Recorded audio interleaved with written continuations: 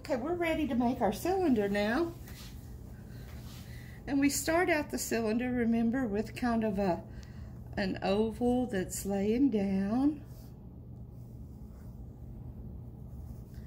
It comes out on this side, comes out on this side, and it's curved at the bottom,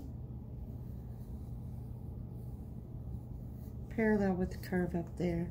I'm going to go ahead and erase some of my little mistake lines.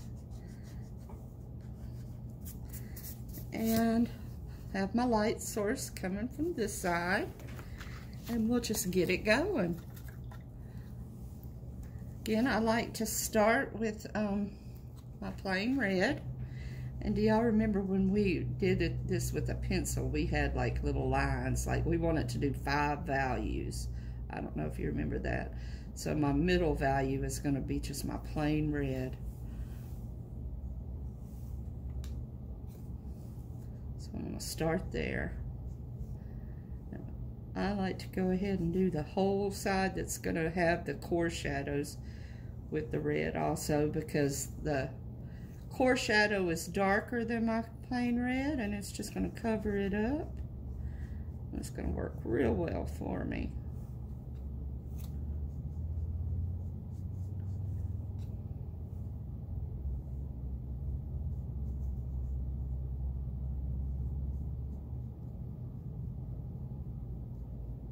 Okay, so I've got my area that's going to be red, this space red, and I've got the area for the shading also covered. Now I'm going to come in and I'm going to do my next area, which is going to be a little bit lighter. It's going to be tinted. Remember, that's what we call it when we add white. It's tinted. And I'm just going to kind of brush them together. It's much easier to blend if you get to it before it dries. Once it starts drying on you, you have to add some water to it. Now I'm adding more white here. Maybe a little water.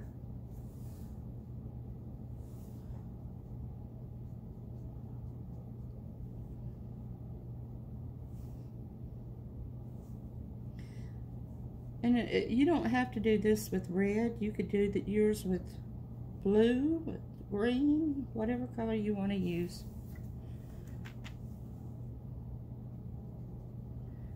I just got my brush a little wet and blended that together. Coming back with my finger a little bit. Now for this last area, I want it to be so light that it gets almost white. So I'm actually just taking some white and putting down through here. And then I'm going to blend it together. And I do a lot of finger painting. You might not like that, but I do. Get my brush wet. And did a little with my brush.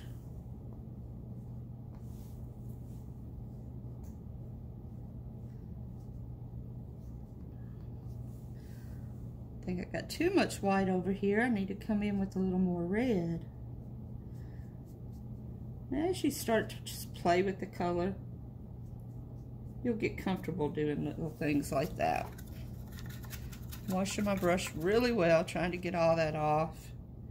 I'm getting some white for this highlight area.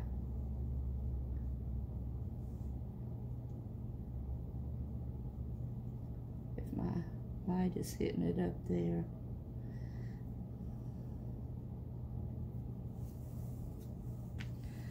And I'm just about happy enough with it that I'm ready to add my core shadow on top of it. And remember, when you shade, you add black to the color. So I've got my black on my red, and over here, I'm just going to come down that line, but it's going to curve a little too. It's not just going to be a straight line. And we want it to blend in with that red.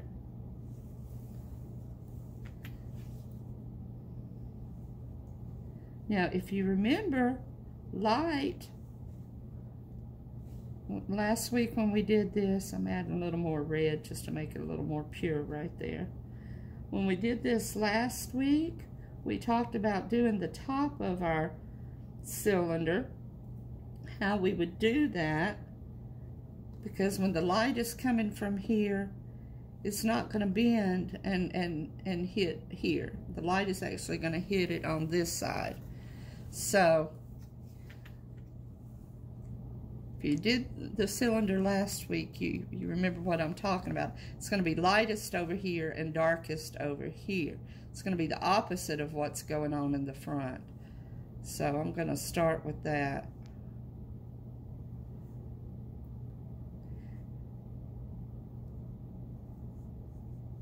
So that's going to be my dark area over there.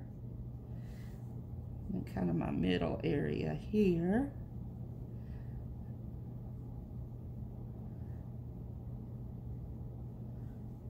I want that to blend. I don't want to see that light, that line.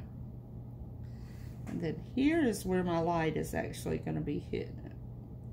So that's where I'm going to make it lightest. And I want it to blend. And you just practice using your paintbrush, but don't be afraid to use your finger a little bit too. It's all right. It'll wash off your hands. Remember, it will wash off your hands. It'll wash off your dishes. But it's not going to come out of your clothes if you let it get on your clothes and dry. You're not going to get it out of your clothes. This paint will stay on there. So please wear an old t-shirt or wear you a apron or something. So there's my core shadow over on that side. That's where it's going to be darkest. That's where the light is not hitting it, on the inside. Now, all we have to do is get that cast shadow down here. Dark, dark, dark. Maybe not as dark as I just made it, but dark close to it. And then it'll get a little lighter as it goes out. I made it a little too dark. But I could live with it, especially if I repeat that darkness here a little bit. Make that a little darker. And maybe make this a little darker. Then I could just tell everybody I did that on purpose. Nobody will know the difference. Artists are tricksters.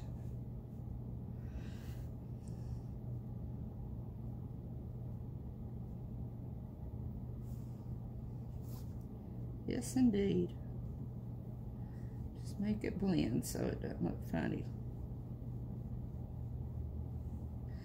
Now, blending with paints takes a lot of practice.